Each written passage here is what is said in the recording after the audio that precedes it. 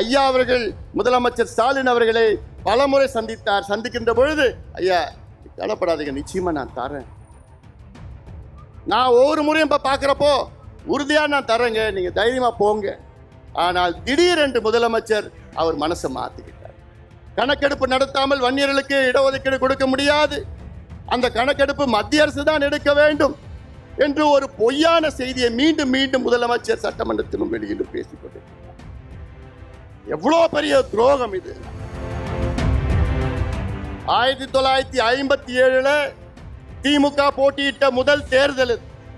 அந்த தேர்தலில் திமுக 15 தொகுதிகளில் வெற்றி பெற்றது. அதில் 14 தொகுதிகள் வன்னியர் வாழ்கின்ற பகுதி. கடந்த ஆட்சியாளரிடம் மன்றாடி போராடி அழுத்தம் கொடுத்து வன்னியர்களுக்கு 10.5 விழுக்காடு இடஒதுக்கீடு பெற்று தந்தார்கள். ஆனால் அதையும் சூழ்ச்சியாளர்கள் அதை கெடுத்து நீதிமன்றத்துக்கு சென்று நமக்கு எதிரான ஒரு தீர்ப்பு வந்தது. பிறகு உச்சநீதிமன்றத்திற்கு சென்றோம். உச்சநீதிமன்றத்திலே தெளிவாக தீர்ப்பு கொடுத்தார்கள். என்னவென்று, தமிழ்நாட்டில் வன்னியர்களுக்கு உள் ஒதுக்கீடு கொடுக்க எந்த தடையும் கிடையாது, அது நீங்கள் தாராளமாக கொடுக்கலாம், தரவுகளை சேகரித்து நியாயப்படுத்தி கொடுங்கள் என்று உச்சநீதிமன்றம் சொன்னார். சொல்லி எவ்வளவு நாள் ஆகுது தெரியுமா? தமிழ்நாட்டில் தனிப்பெரும் சமுதாயம் இன்னைக்கு படிப்பறிவு இல்லை, குடிசையில் வாழ்ந்து கொண்டிருக்கிறது, கூலி வேலை செய்து கொண்டிருக்கிறது, விவசாயம் செய்து கொண்டிருக்கிறது, எந்த தொழிலும் கிடையாது. இந்த சமுதாயத்தை ஆண்டு கொண்டிருக்கின்ற கட்சிகள் எல்லாம் வெறும் வாக்கு வங்கிகளாக பயன்படுத்திக் கொண்டிருக்கிறார்கள். ஓட் பேங்க், அவ்வளவுதான். உங்களை எப்படி பார்க்கறாங்க? ஓட்டு பேங்க், அவ்வளவுதான். தேர்தல் நேரம் வந்தா உங்களை பயன்படுத்துவாங்க, தேர்தல் முடிஞ்சா முடிஞ்சு போச்சு. அதே போன்று மற்ற சமுதாயங்களும் உங்களை எப்படி பயன்படுத்திக்கிறாங்க தெரியல. எங்கேயாவது பிரச்சனை வந்ததுன்னா உடனே ஓடி வருவாங்க. ஐயோ நீங்க தாங்க, வாங்க, நீங்க தாங்க. நம்மளும் போவோம், பிரச்சனை இல்லை, தீர்த்து வைப்போம், 10, 20, 30, 50 கேஸ் வாங்குவோம். அதுக்கப்புறம் முடிஞ்சு போச்சு. தேர்தல் வந்ததுன்னா டாட்டா பை பை. இதான் நம்முடைய காலகாலமா நடந்துட்டு இருக்குது. இல்லை, 36 ஆண்டுகள் ஆகிறது இடஒதுக்கீடு வந்து.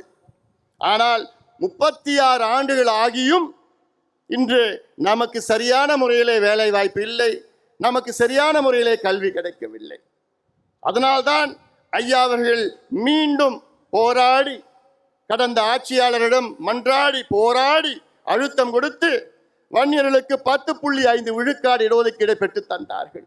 ஆனால் அதையும் சூழ்ச்சியாளர்கள் அதை கெடுத்து நீதிமன்றத்துக்கு சென்று நமக்கு எதிரான ஒரு தீர்ப்பு வந்தது.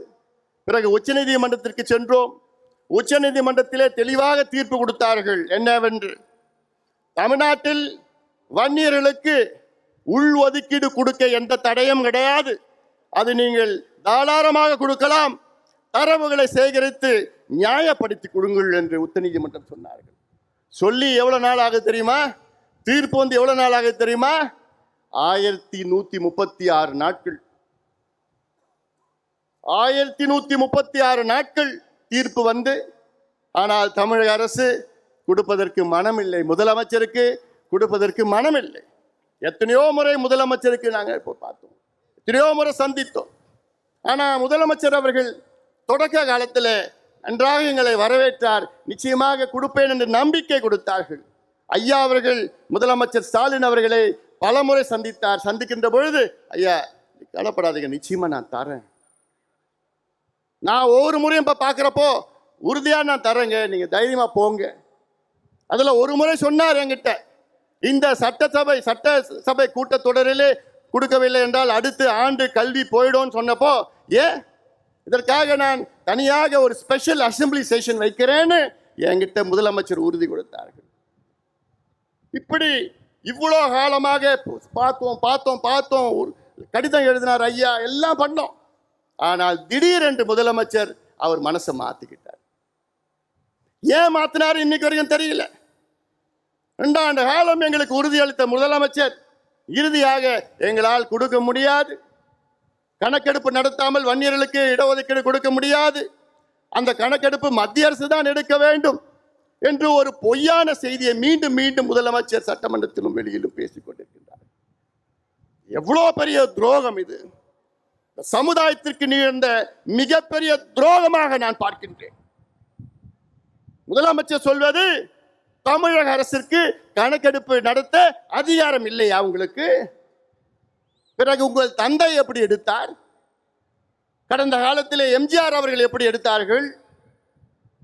உங்கள் தந்தையை நிறுவிய சட்டநாதன் கமிஷன் 1969-70 நிறுவிய கமிஷன், அவர்கள் ஒரு பரிந்துரை கொடுத்தார்கள், ஒரு கணக்கெடுப்பு நடத்தி. அந்த கணக்கெடுப்பு அதற்கு அவர்களுக்கு அதிகாரம் இல்லையா? எம்ஜிஆர் அவர்கள் 1984 அம்பாசங்கர் கமிஷனை நிறுவினார். அம்பாசங்கர் அவர்கள் வீடு வீடாக டோர் டு டோர் எனுமரேஷன் செய்தார்கள். அப்பொழுது அவருக்கு அதிகாரம் இல்லையா? அதன் பிறகு ஜனார்தனன் கமிஷன் அவர்கள் இதையெல்லாம் ஒன்றாக சேர்த்து கொலேட் பண்ணி அவர்கள் ஜனார்தனம், நீதி அரசு ஜனார்தனம் 3 பரிந்துரைகளை கொடுத்தார்கள் அரசுக்கு, திமுக அரசுக்கு. ஒன்று, அருந்ததியர்களுக்கு 3 விழுக்காடு உள்ஒதுக்கீடு கொடுக்க வேண்டும் என்று நீதியரசு ஜனார்தனம் பரிந்துரை கொடுத்தார். அதை அப்படியே கலைஞர் அவர்கள் ஏற்றுக்கொண்டார், அருந்ததியர்களுக்கு உள்ஒதுக்கீடு கொடுத்தார். இரண்டாவது பரிந்துரை ஜனார்தன் அவர் கொடுத்தது, இஸ்லாமியர்களுக்கு 3.5 விழுக்காடு உள்ஒதுக்கீடு பிசியிலே கொடுக்க வேண்டும் என்று கொடுத்தார். அதையும் கலைஞர் அவர்கள் அப்படியே ஏற்றுக்கொண்டார். இதே நீதியரசு ஜனார்தனம் 3வது பரிந்துரை என்ன? வன்னியர்களுக்கு 13.1 விழுக்காடு தனி ஒதுக்கீடு கொடுக்க வேண்டும் என்று அந்த பரிந்துரையும் கொடுத்தார். அதை மற்றும் கலைஞர் ஏற்றுக்கொள்ளவில்லை. அதை மற்றும் குப்பையிலே தூக்கிவிட்டார், வீசிவிட்டார். எவ்வளோ பெரிய துரோகம் இது! எவ்வளோ பெரிய துரோகம் இது! உங்களுக்கு எங்களுடைய வாக்குகள் மட்டும் வேண்டும். 1957 திமுக போட்டியிட்ட முதல் தேர்தல். அந்த தேர்தலில் திமுக 15 தொகுதிகளில் வெற்றி பெற்றது. அதில் 14 தொகுதிகள் வன்னியர் வாழ்கின்ற பகுதி. 1962 திமுக 50 தொகுதிகளை வெற்றி பெற்றது. அதில் 45 தொகுதிகள் வன்னியர்கள் வாழ்ந்து கொண்டிருக்கிற தொகுதிகள். 1967 திமுக ஆட்சிக்கு வருகிறது. அப்பொழுது 138 தொகுதிகளை வெற்றி பெறுகிறது. அதில் 92 தொகுதிகள் வன்னியர்கள் வாழ்கின்ற தொகுதிகள். இப்படி இந்த சமுதாயம் உங்களை ஆட்சியில் அமர வைத்து உங்களுக்கு இவ்வளவு ஆதரவு கொடுத்து, ஏன் இன்னைக்கு திமுகவிலே அதிக சட்டமன்ற உறுப்பினர்கள் கொடுத்த சமுதாயம் என்ன சமுதாயம்? இந்த வன்னியர் சமுதாயம் தான். 23 சட்டமன்ற உறுப்பினர்களை இந்த சமுதாயம் உங்களுக்கு கொடுத்திருக்கிறது. அதிகபட்ச சட்டமன்ற உறுப்பினர்கள் ஒரு சமுதாயத்தில். ஆனால் உங்களுக்கு இந்த சமுதாயத்திற்கு படிப்பும் வேலையும் கொடுக்க உங்களுக்கு மனசு இல்லைன்னா எப்பேற்பட்ட மனசு உங்களுக்கு? துரோகமாக நான் பார்க்கின்றேன். சமுதாயத்துக்கு செய்கின்ற துரோகமாக பார்க்கின்றேன். அப்படி நாங்க உங்களுக்கு என்னையா செஞ்சோம்? என்ன நாங்க தப்பு பண்ணோம்? இதெல்லாம் நீங்கள் எல்லாம் சிந்திக்க வேண்டும்.